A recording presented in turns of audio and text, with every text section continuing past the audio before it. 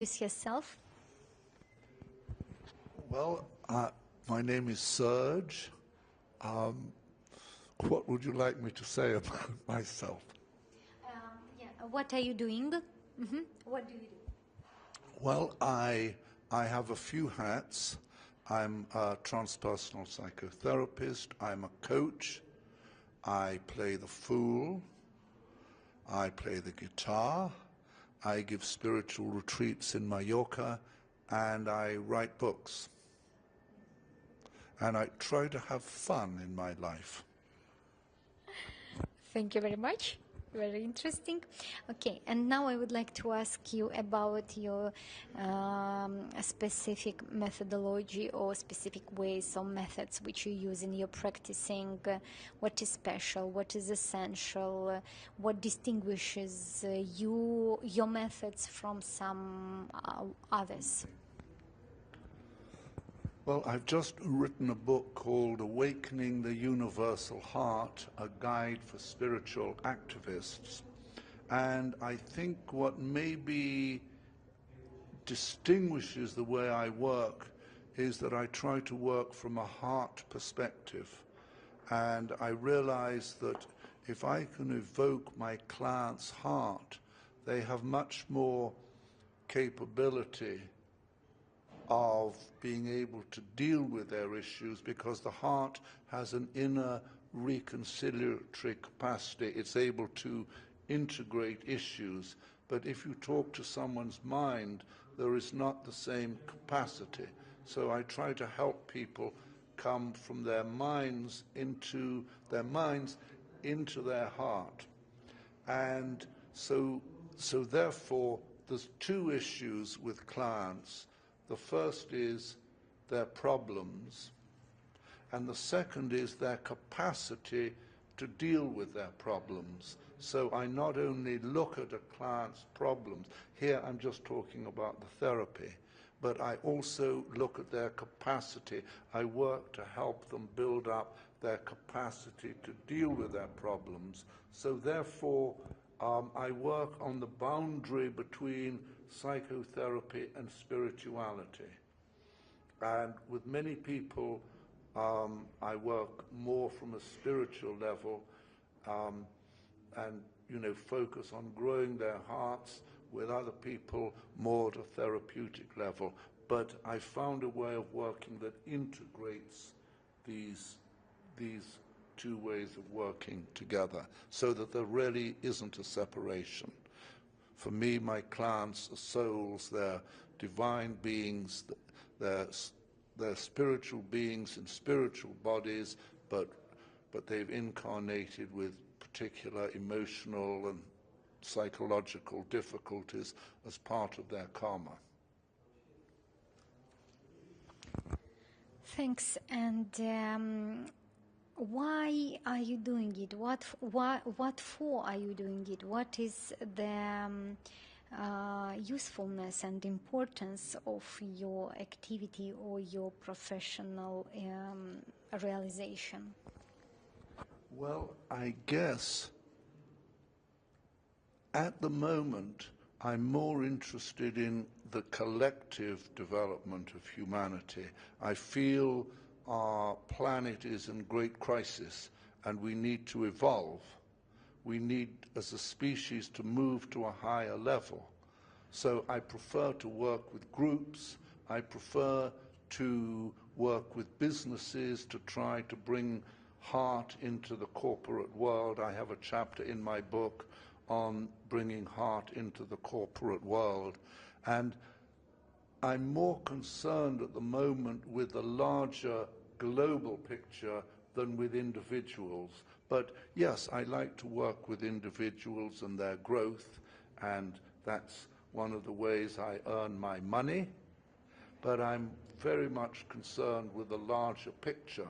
And the book I've just written on Awakening the Universal Heart, a guide to spiritual activism, looks at the larger picture and how we can all be, how we all need to be activists for a better world, how we can be change agents, how we can heal our planet, how we can bring a new spirit into the way politics are done, how the corporate world can be transformed, how we can bring more kindness into the way we do our work, our relationships, the way we bring up children. So I guess I'm concerned with the bigger picture. And how, by what means we can change, we can do everything what you have mentioned above? Maybe just several recommendations or several challenges which every one of us can do in their personal life to advantage or to improve the life in general for people around us, or community, let's say. I haven't quite understood that. I wonder if you could repeat it. Sorry, Irina. By what activities or how personally each of us can do something in our life to improve in general the whole life of human beings? Okay. Yeah, okay, I've got it now, Irina, thanks. I think we all have our particular bit that we can contribute. It's like we can't do everything, but we have gifts in some areas. We might have money in which then we can share our money with those not as rich as us. We might have intelligence, so we can share our intelligence. We might have good connections, so we share our connections. I think we need to share the gifts that we have. Like, I'm a big fan of Bob Dylan, and Joan Baez was his girlfriend in the early days, and she used to want Bob Dylan to come on her protest marches in the 60s against the Vietnam War, and she got fed up that he didn't come. He just lay in bed until eventually she realized Bobby just wants to sing and write songs. He doesn't want to get up in the morning. And then I realized, she said, there's many people who want to go on marches, so it's cool if Bob Dylan doesn't want to go on marches. So I think we all need to do the thing that is our thing. And so there's a primary way that we can help, and I think we just need to focus on where our souls and our hearts want us to serve. I mean, in my case, I'm the most disorganized person in the world. I'm not very good at many things, but I'm reasonably good with people. I understand people. So my service comes more in working with people and working with groups and giving talks, but I'm not an organizer. I'm very concerned about many of the problems in the world, the environment, the trafficking of women and children, war in the Middle East, but the weapon that I use is to write about it. I'm not someone who is going to go out to the Middle East and try and confront the terrorists. I'm not someone who is going to go out into those countries where women are trafficked and face those criminals. I don't feel that that's my role, but I can write about it. So I feel we all need to do the thing that we feel moved to do. And that is our freedom and the way that we grow as human beings. So I grow through doing my work. It's not a sacrifice, it's always a celebration. Thank you very much. It was great. So I understood, and I think that for our visitors of our website, it also will be clear because you have explained it very clearly. Okay, good. So and the last question is, at your point of view, why such events as we have today are important in our days? Well, from the perspective of the universal heart, We have the universal heart in this wonderful conference which you've organized, because we have people from all over the world who are here, so we can meet with our brothers and sisters from different cultures and nations and religions and points of view, and experience our unity in diversity.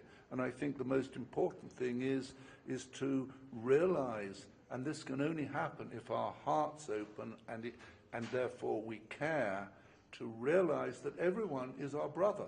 And it doesn't matter if they're black or white or brown or rich or poor. We need to relate to everyone as our brother.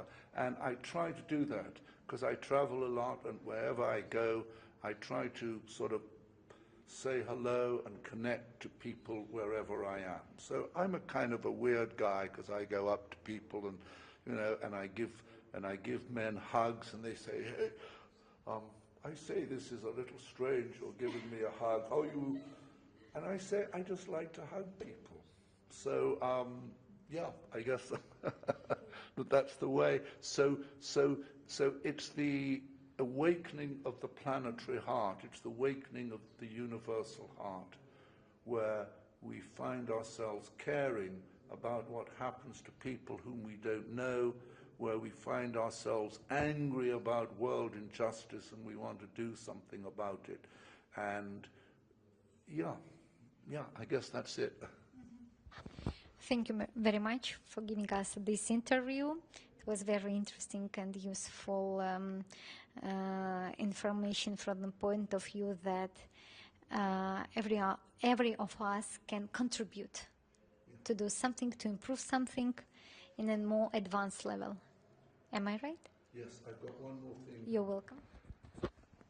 My aim is to start a center of spiritual activism where I can turn everyone on, that all of us need to realize there's urgency in the world, and we can't wait for the guys on top to fix things. Actually, they're mainly the guys who've got us into the mess with all their cleverness. But we, the people at the ground, at the grassroots level, we need to do things. And it doesn't matter if we're rich or poor.